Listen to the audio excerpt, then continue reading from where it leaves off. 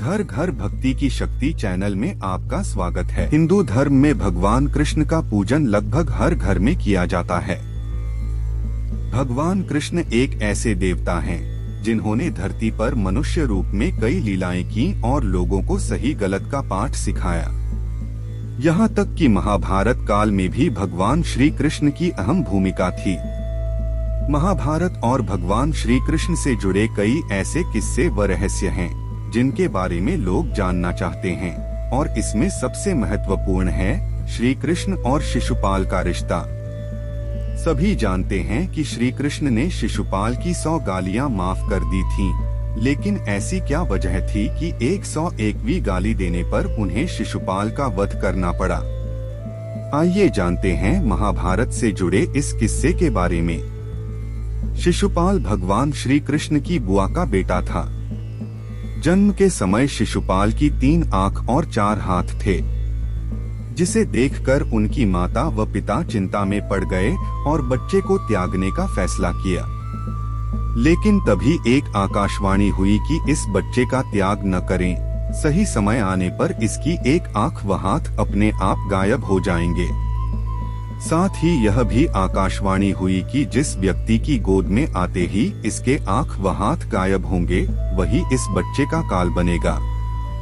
एक दिन श्री कृष्ण ने जैसे ही बच्चे को गोद में उठाया, उस बच्चे की एक आंख व हाथ गायब हो गए, जिसे देखकर श्री कृष्ण की बुआ एक ओर प्रसन्न हुई और दूसरी ओर चिंता में पड़ गईं, क्योंकि आकाशवाणी के मुताबिक श्री कृष्ण जी ही इस बच्चे का काल बनने वाले थे। जब श्री कृष्ण ने अपनी बुआ से परेशान होने की वजह पूछी तो आकाशवाणी से जुड़ी सारी बातें उन्हें बताईं। साथ ही कृष्ण से यह भी वचन लिया कि वह उनके बेटे की गलती पर उसे माफ कर दें।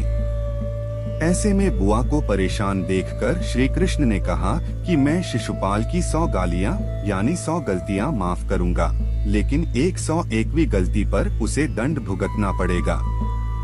शिशुपाल रुक्मणी के भाई रुकुम का प्रिय मित्र था और रुक्मणी से विवाह करना चाहता था।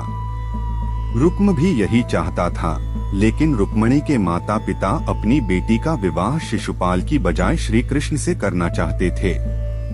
ऐसे में रुक्म ने माता पिता की मर्जी के बिना बहन का विवाह शिशुपाल के साथ तय कर दिया और विवाह की तैयारियां शुरू कर दी।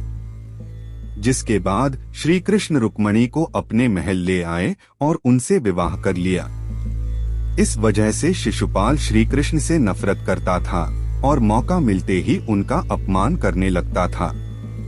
जब युधिष्ठिर को युवराज घोषित किया गया तो उस दौरान राजसूय यज्ञ का आयोजन किया गया। ऐसे में सभी राजाओं और रिश्तेदारों को न्योता भेजा गया। इस आयोजन में वासुदेव, श्री कृष्ण और शिशुपाल भी आमंत्रित थे और ये सभी लोग वहां पहुंचे। आयोजन के दौरान जब युधिष्ठिर श्री कृष्ण का सत्कार करते हैं तो शिशुपाल को बुरा लगता है और वह श्री कृष्ण को बुरा भला बोलने लगता है। श्री कृष्ण ने वचन से बंधे होने के कारण उसे कुछ नहीं कहा और शांत मन के साथ आयोजन में शामिल हुए। लेकिन जैसे ही शिशुपाल की 100 गालियां पूरी होती हैं और 101वीं गाली उसके मुख से निकलती है तो भगवान श्री कृष्ण सुदर्शन चक्र से उसकी गर्दन धड़ से अलग कर देते हैं। आप लोगों को ये कहानी कैसी लगी, कमेंट करके जरूर बताएं। हमारा उद्देश्य है घर घर भक्ति की शक्ति को पहुंचाना। अगर आप लोगों को ये कहानी पसंद आई हो तो वीडियो को लाइक करें, शेयर करें और चैनल को सब्सक्राइब करें। जय श्री कृष्ण, राधे राधे।